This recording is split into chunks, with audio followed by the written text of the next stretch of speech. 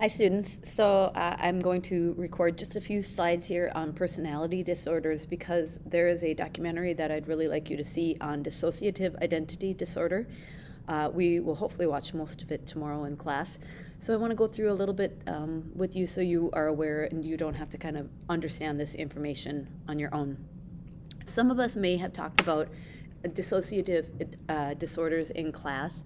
It's this conscious awareness of that we become separated or dissociated from previous memories, really kind of a break from ourselves. You have these periods of your life where you literally are distanced from who you are. You're separated from your thoughts, your feelings, the person you are. Sometimes we enter into a fugue state. A fugue state is this kind of like you're going along, and then it's this sharp break and this sharp turn in which you don't really remember oftentimes. It's usually because of a repressed memory. Something tragic probably happened, a really big anxiety-filled event, and you repress that memory and you go into this kind of fugue state. And so we were talking in fourth period that we see this a lot in movies and television. And you hear it sometimes in case studies where somebody will kind of wind up in another state or something, completely like living another life, and they don't realize that that was not kind of the person that they had been living this whole time because they were in this kind of fugue state.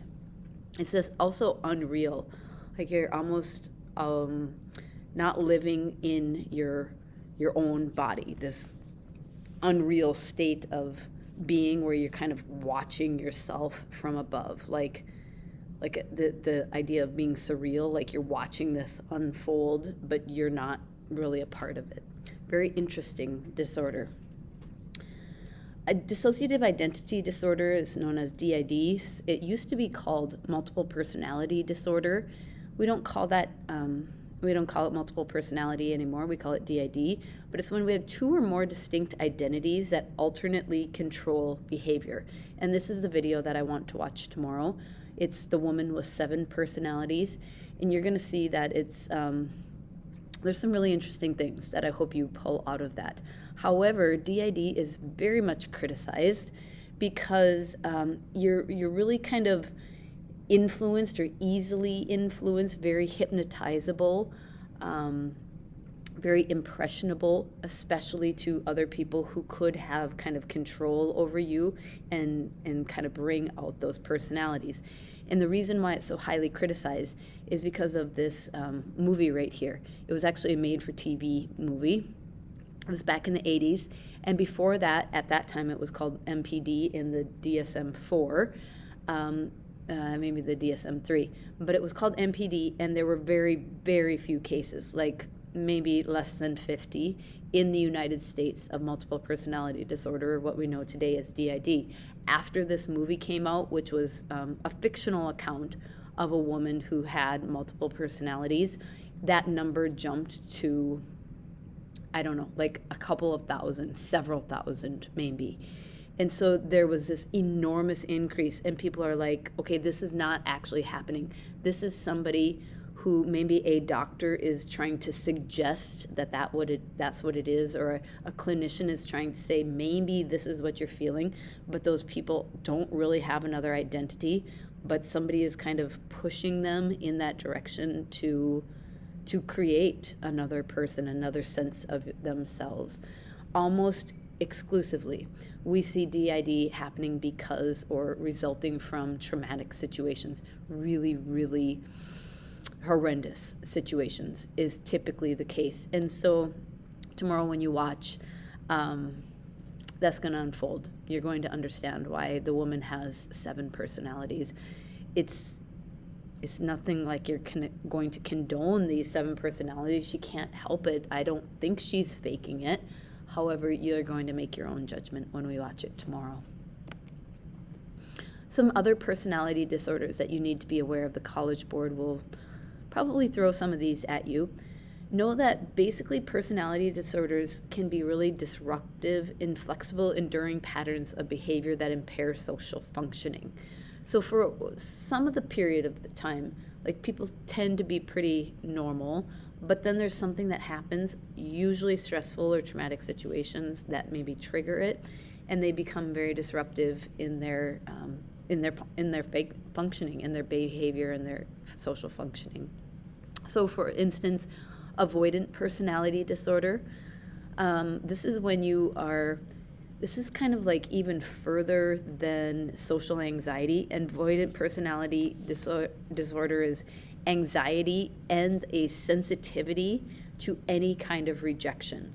So rather than facing any sort of thing that could be, you just avoid it altogether. It's known as avoidant personality disorder. Schizoid personality disorder. This is when you have really odd behaviors. There's maybe just certain things that are unique or odd, rather inflexible, sometimes emotionless, like they should be acting this way, but they're actually acting this way, and it's at inappropriate times. That's known as schizoid personality disorder. Histrionic personality disorder. This is an interesting one. Probably the most extreme example I heard of. Histrionic personality disorder is when people go to an extreme to get attention. Like they need and they crave an attention, impulsive, dramatic behavior for attention. They crave it for many different reasons, but the way they will get it is really like inappropriate behavior. The worst one I heard was that a woman was she was extremely dramatic. She was going to a therapist for histrionic, and she actually tried to like seduce her therapist, like during a therapy session. Those are like really dramatic examples of the way somebody goes out of their way to have attention called to them and their behavior. And then narcissistic personality disorder. There's a famous artist, his name is Caravaggio. He painted this picture of Narcissus. I don't know if you've ever heard the story of Narcissus, but Narcissus was so in love with himself. He's looking at himself in the reflection. He's staring at himself of who he is in his reflection in the water, that he actually dies and he turns into a flower. So today we have a Narcissus. And this is like somebody is overly like focused on themselves, very self-inflating. Excuse me. A narcissist also not only is very self-inflating to themselves, but in order to make themselves feel better, they very much will kind of take other people down and insult or belittle other people. Narcissists, especially if you're familiar with the term gaslighting, narcissists are really good at gaslighting and making other people feel like their behavior is what's wrong and what's bad, and it's their fault, not maybe a narcissist's fault. And the last one, antisocial personality disorder. Sometimes we might refer to them as a psychopath or a sociopath, and it really depends on the way we term that, because those are more like legal and like judicial terms, words that you would use in like the Justice Administration or in court or something. In psychology, we would refer to it as antisocial personality disorder. But this is when a person exhibits a lack of conscience for wrongdoing.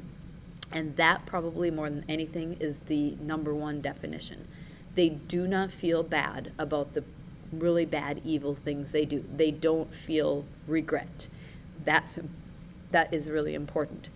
They can be very aggressive, very ruthless, clever, a con artist. But you should know that not only can they be very ruthless, they could be very like charming, and they seem like they could be leading a fairly normal life. So that day that we did those case studies, I think the first example might have been antisocial personality disorder.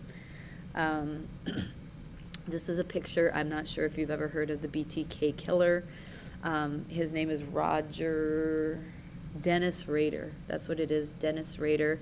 I don't even know if he deserves a name, because he was known as the BTK killer, because he would bind, torture, and kill his victims. And he did it for years, decades and decades, around the Kansas City area. Finally, they caught him, but he was kind of like a normal guy living in a family, had a neighbor living in a neighborhood, worked for like the city, like the water department or something like that, just lived a really normal life. But he was kind of playing like a cat and mouse game, where he would bind, kill, and torture people, and then he'd like leave little notes for the police to find. Like, he wanted them to find it, but he didn't want to get caught, and eventually he did. And of course they could trace all of those homicides back to him because of the manner in which he killed his victims. And so it's a really yucky part of society, and an evilness that comes out from people's personality. But you could probably also trace that to some other behaviors that had happened earlier in life. He didn't start out as a BTK killer. And so when we talked about those comorbid facts, like what was going on maybe at the same time, should some of those things have been treated before we even got to this point of antisocial personality disorder? So that's it for today. It's a tough note to end on, but I want you to be aware of especially what DID and personality disorders are before we got to the documentary tomorrow. All right, see you then. Bye.